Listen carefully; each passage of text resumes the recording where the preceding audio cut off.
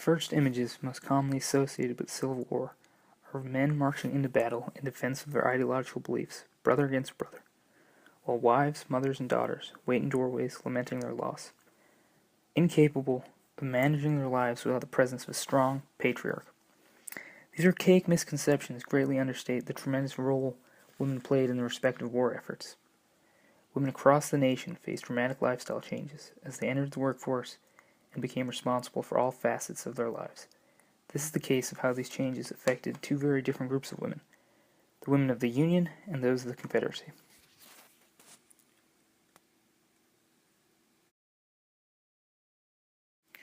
In 1862, the Confederacy passed the first conscription law, which stated all men between the ages of 18 and 35 must participate in the war. By 1865, the age for conscription had broadened from 17 to 50, and as a result, nearly three-quarters of men were soldiers enlisted in the Confederate military. This created a dramatic shift in the South, largely in part to the social and economic makeup that had been in place prior to the war. The South had an agrarian-based economy, comprised of individual households. There were the very large plantations, which were responsible for the majority of agricultural output, and smaller farms. At the head of these households was a patriarch. He presided over his family as well as his slaves, and was alone responsible for all financial decisions. Women were confined to a strictly domestic sphere. Their responsibilities were limited to child rearing and the maintenance of the house. This was due to the prevalence of the belief that women were too gentle to deal with harsh realities. After the breakout of the war, however, this changed. The immediate consequence of this destabilization of the household was many women simply left their towns and farms. Faced with a great number of responsibilities a farm entails for the first time, they feared they would not be able to support their families. Upper-class women would either move back in with their parents or follow their officer husbands from camp to camp. Working-class women would go from town to town in search of any paid work they could get in taverns and inns, as well as assistance from their neighbors and other family members. Many women did not leave. Instead, they stayed behind and dealt with the tremendous responsibility of maintaining a plantation. These women filled in as heads of their plantations and would hire male overseers to retain control of the slaves. Other than that, they held complete control over the plantations and were in charge of all financial decisions. These women were responsible for the economy of the Confederacy being preserved, as well as providing necessary crops the war effort as well as the home front would need. Life was hard for these female-led plantations. They could not effectively prevent slaves from fleeing to the Union lines for freedom, and even those slaves that remained on the plantations would refuse to do certain jobs. All of which resulted in women and children working more both in the home and on the fields with reduced outputs. Overall, the quality of life for women during this time was very negatively impacted by the war. Only the most elite women were not reduced to working paid jobs. They viewed paid work as beneath their status and instead formed voluntary aid programs for the war effort, where they would organize groups that collected much-needed goods for the soldiers. Poorer women could typically be found in more urban areas, and found jobs in factories producing munitions. During this time, there occurred what some refer to as a homespun revolution, where women began a tremendous increase in sewing that provided clothing for the military as well as families. These women were responsible for producing necessary goods that could not be transported due to impacted trade routes throughout the Confederacy as a result of Union blockades. For the first time, the typically male-dominated professions of teaching and nursing were taken over on a large scale by women. Southern women took control of schools for young children and even began programs to teach soldiers how to read.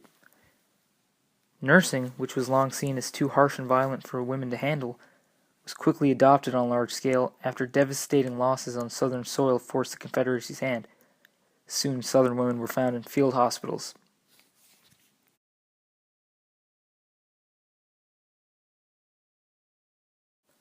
The Union issued its first draft law in 1863 due to a shortage of volunteers. It applied to all males 20 to 45 years of age and could be ignored if $300 were paid in lieu of service. These conscription laws were extremely unpopular, and in some cities there were even riots. The Union was far more industrial than the Confederacy. Instead of large farms in the form of plantations, they had large industrial cities with factories. They relied on exporting, and most farming was done on a small scale. The presence of railroads allowed for quick transportation of goods from city to city, and as a result, quality of life for the citizens of the Union on average was much higher than that of citizens of the Confederacy.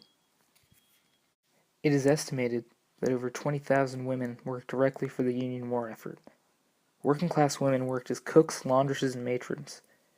Prior to the war, women had already been involved in the production of textiles and other manufactured goods, but during the war, their involvement increased even more, and they found themselves not just replacing men in the factories, but also as governmental clerks and in agricultural field work. Women who did not work in factories got organized. They formed national aid groups that would collect goods and money to contribute to the war effort.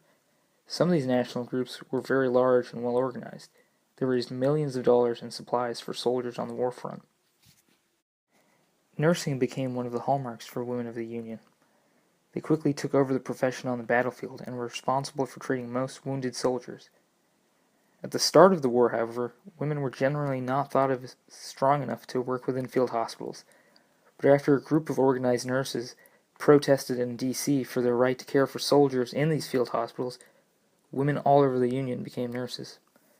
Over 3,000 Union women went to work at various field hospitals treating wounded soldiers. Under leaders like Clara Barton, the future founder of the American Red Cross, these nurses became well organized and effective at not only treating wounded soldiers, but also delivering supplies to the front lines.